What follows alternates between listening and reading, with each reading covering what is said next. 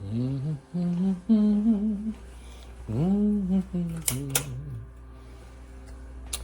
good morning to you guys.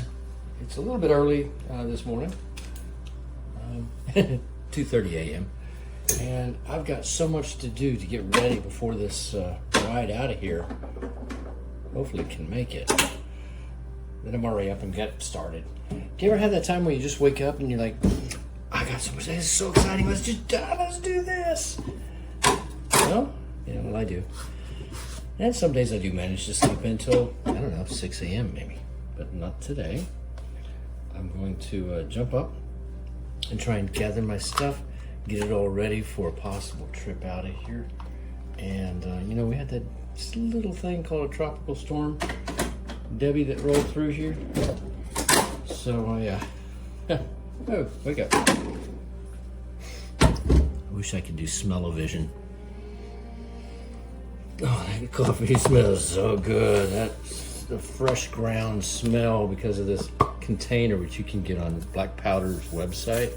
Oh, look, it's even got a rubber bottom on it. Ah, a rubber baby boogie button. No, okay, so, cup. I'm not totally awake yet because, well, it is 2:30 in the morning, but I've got a bunch of stuff to gather up and to get ready, and that's going to have me running around doing exciting things like laundry and organizing and picking up. So many years ago in the, I want to say the 70s, my mother had, let's see, there was Ronnie and Danny and Tom and me and Pete. Yeah, five boys. And my dad went over to Vietnam, Saigon, back in the late 60s. Anyway, every once in a while, when Dad got back and she was going crazy with us, she'd hire someone to help clean up the house. And inevitably, she'd say, everybody get in gear, we gotta clean up this house before the housekeeper gets here. What is with that? I guess, yeah, it's kind of how it is. Okay, come on. So we'd have to clean up before we had the cleaner come help clean. My mama was overwhelmed, don't get you wrong. I mean, all us young boys were just, we were typical boys that like to drink a gallon of milk and leave our stuff out, jar of peanut butter. And my mom was a teeny little lady. She's 5'1", maybe 2, maybe. And about 110 pounds on a good day. And she was an older lady before she passed. She had trouble maintaining about 90, maybe breaking 100. Skinny little thing. She grew up in a small town in Oklahoma, so did my dad, where they actually had to deal with not having a lot of stuff. All the things we take for granted. Right now I'm in here and it's relatively dehydrated because of the AC, because of the Mitsubishi, because of the generators and the batteries, and we have it so good, guys. We complain about things that we have no business complaining about. You want to know, Ruff? How about not knowing where your food's coming from? Not whether or not you get to buy this or that option on that car you want to buy. So, my dad made a pretty good life. He and Mom worked their butts off. Dad was a doctor, and I had no idea what that really meant for many years. I mean, yeah, you know what it is as a kid, but you don't know what your father does if you never see him work. So I had a chance when I was about 17 to go and get a job working as an orderly at the hospital. What does that mean? Well, no particular skill set other than young and strong and know how to wash your hands. And we would move patients up and down from their rooms before surgery and then after surgery, and then we would use the spray and vacuums and clean up each of the surgery rooms. Surgery rooms in the hospital where Dad worked was a big old Catholic hospital in Oklahoma, in Tulsa, called St. Francis. It's still there, still very active. And all the surgery rooms are kind of arranged around, if you think of like a track at a football field that goes around the football field, well, much smaller, of course, but it was surgery room, surgery room, surgery room, all the way around it. And in the middle area was where all the really special chemicals and medicines and opiates and all that stuff we use to keep people alive and out of pain and take care of them before, during, and after surgery. But I digress. I had no idea how respected and loved my father was until I got a chance to work beside him, per se, and see him during open heart surgery with a gentleman with his whole chest completely opened and tubes where they're pumping the blood out of him and through a machine to aerate it, and pumping it back in to keep this man alive as they work on his actual heart. It was incredible to think that he was sitting there at the head of that table monitoring that person who was in a completely out of it. They don't have any recollection after the surgery because of the anesthesia. It turns off your remembrance, turns off the pain, and then allows them to live in temperatures in the operating room of about 55, 60 degrees at the very most. That just made the body almost go into a chill state. So yeah, the surgeons actually would wear multiple layers of clothes and gowns, operating gowns, and oh, what an incredible thing to see as a young man. This isn't like TV where you turn it on and they're going, "Doctor, yes, doctor, hand me a scalpel. Okay, here's a scalpel." None of that nonsense. It was very serious work. They had people's lives in their hands. And a particularly hard day for Dad was when maybe one of the surgeries didn't turn out right for whatever reasons. They were too frail, or too weak, or too old. And he'd come home, and I was very blessed. He'd grab me and we'd jump in the car, maybe throw the John boat in the back of the truck or something, and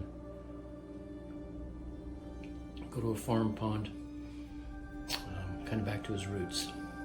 See, Mama was pretty smart. I mean, she was actually smart, but she was pretty smart and wise about things too. She told my dad, Vic, I think my younger brother Peter needs to go fishing in a farm pond. Maybe we need to get a farm pond that we can go fishing to.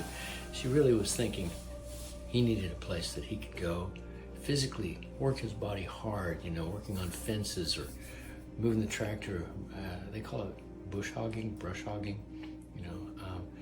raising just basic cattle and trying to make the grasses in the fields healthy and strong and no weeds. And did he ever make money at it? Well, he broke even. That wasn't his primary form of income. He was a doctor until he wasn't. And I'm 64 now. He was 62 when basically they told him that he's an excellent doctor. And they said, Vic, you need to retire. And he was on top of his game. He said, why would I do that? They said, well, because even though you've never been sued, your insurance, your malpractice insurance is more than your salary. And the younger kids just don't have the same cost. It's very similar to how they make pilots, fantastic pilots that are flying top line jets around the world. They force them to retire, 62. It's just like they're cutting them off really before they're done flying. But as we've seen recently, sometimes people don't know when to stop. It's true when you love something and you want to do it. It's hard to let go. Along those same lines out here, this old guy, I want to make sure that you guys understand that this is for you guys to have and take care of and to make it be what it needs to be. The tower itself was designed to protect people and ships from going aground, shipwrecking.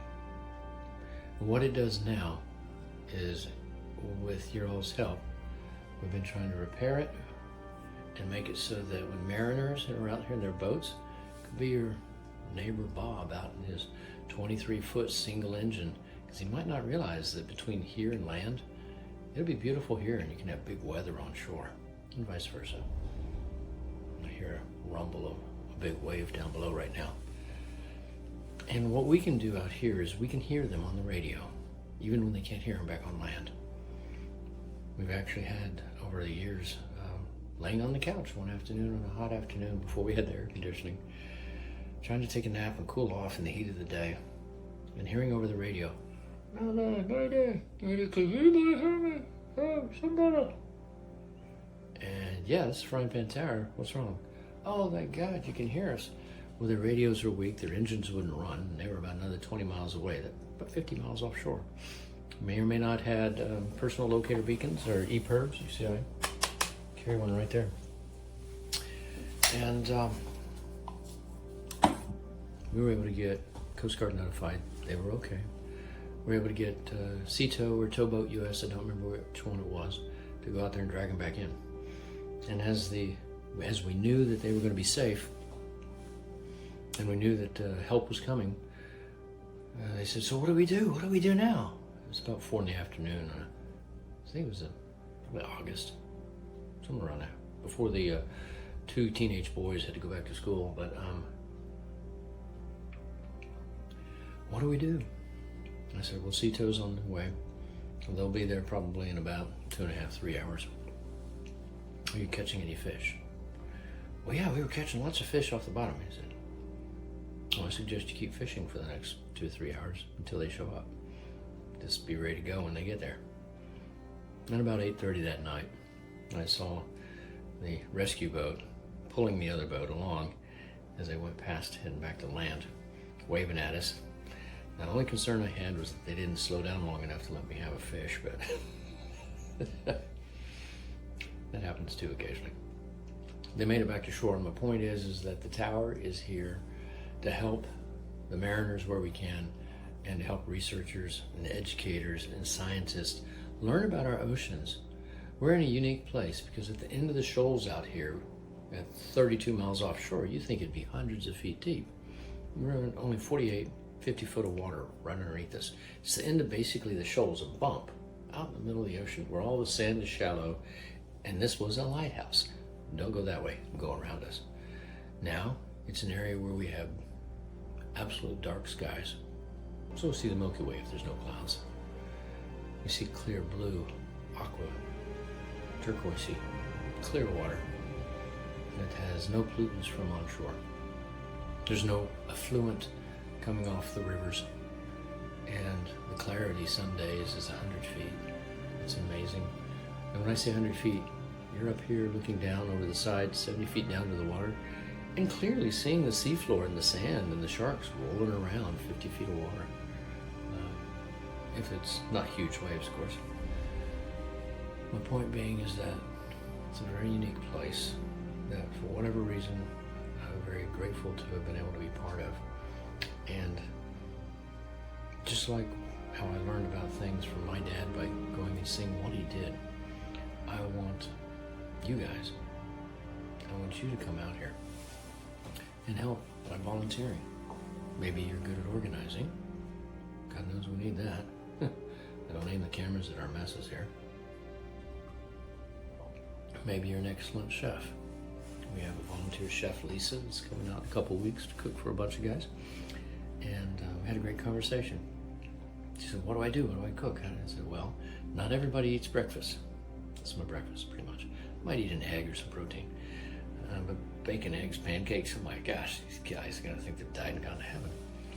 And then there's people that know maybe electrical trades, or maybe you're a carpenter. We have carpenter, very small area, but we have some work that needs to be done. And each of the rooms really would be great to have some kind of wooden accent in those rooms, if you get what I mean. Maybe you know about grant writing.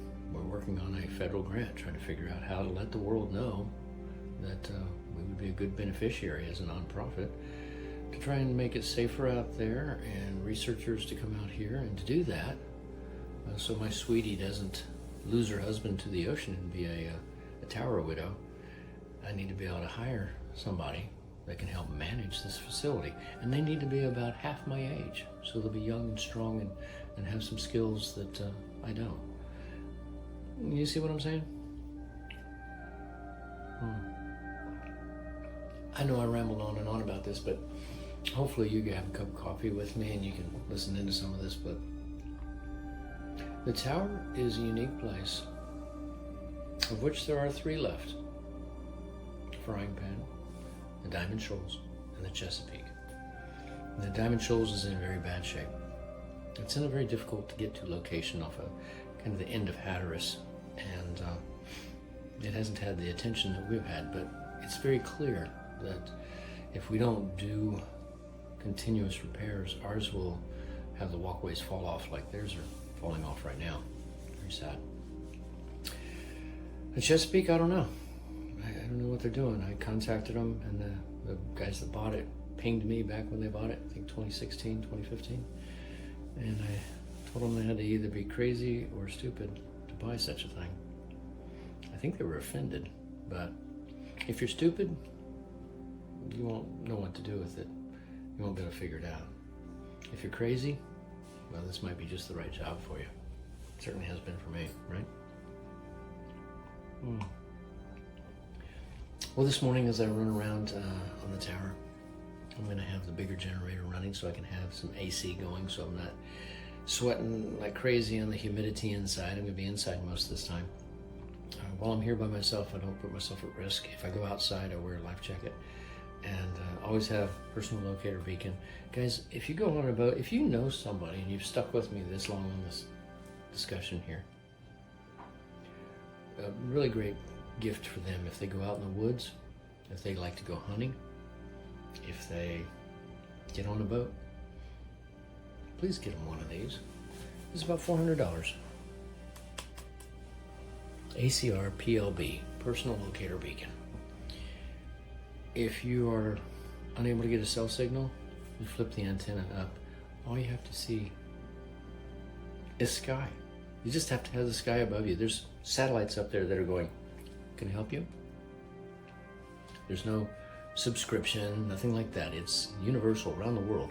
If I was on a boat and I was drifting out in the middle of the ocean, I press that button, they're gonna get notified instantly. And then they're gonna make phone calls. Where's Richard? And if I'm not where I'm supposed to be, this chopper is gonna fire up and gonna come and get me. It might take them an hour or two, but my God, at least they'd know where I was and they could come and get my butt out of the water. So if you're in the woods hiking along, like I say, maybe you're a hunter, maybe you're just hiking and you fall down something, you twist an ankle and you can't get out, which would you rather do?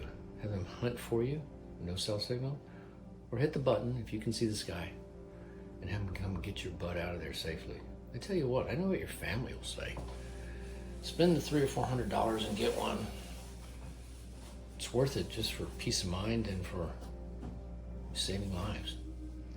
This is the sort of thing that we're trying to spend your money on that you give to us. Things that promote safety. Harnesses for when we're hanging over the side. Training for the crew in rigging, hoisting, rescuing people. We lift and lower people in and out of boats, and we lift and lower gear. And we have to do it so that we don't overstress the hoist or the lifting equipment, or make it so heavy that it's going to harm someone if it swings against them. There's a lot to doing this. And why do I do it? I don't know. I think I've been blessed. I never could really excel at one particular thing, so I learned everything. And I still am. And if you're not still learning, you're missing out on one of the greater joys in life. Eating good food, being with family, and stretching your brain out. Still have a few things I need to learn. Most importantly, how to give it away to you guys. You might not build something or weld something exactly the way that I'd like to do it, but that's not the point. The point is that you'd be out here working on it and doing it. Well, as I continue rambling, I'm drinking some coffee and I'm not getting my work done. And it's probably, look at that, 20-minute discussion. Where does the time go when you're having fun? So I'm going to get started, and hopefully we'll be back out here in a couple weeks with volunteers. We got a full trip in 2 weeks, and I'm going to do some work up in the mountains on our little single-wide mobile home. Only the best. And then be back another 2 weeks after that. We do this year-round, every other week. waves and weather allowing, we'll be out here working on restoring this old, grand old lady. Drinking some really good stuff here. Good coffee. I'll leave you with the same thing as always. Be nice to somebody that you don't like. Messes with their head. And lets them know that somebody cares, even if you don't like them. And for those that you do care about, please just reach out, just call them, just let them know. We take it for granted we'll be here forever, and you're not gonna be here forever. Neither am I. I love my daughters. I love my sons. I'm blessed. Of course, I love my sweetie too. And please, drink some good coffee like the Frying Pan Tower signature blend of black powder coffee. Good to the last drop. Stole that line from Maxwell House. Y'all have a good day. I'm gonna get started. Y'all take care.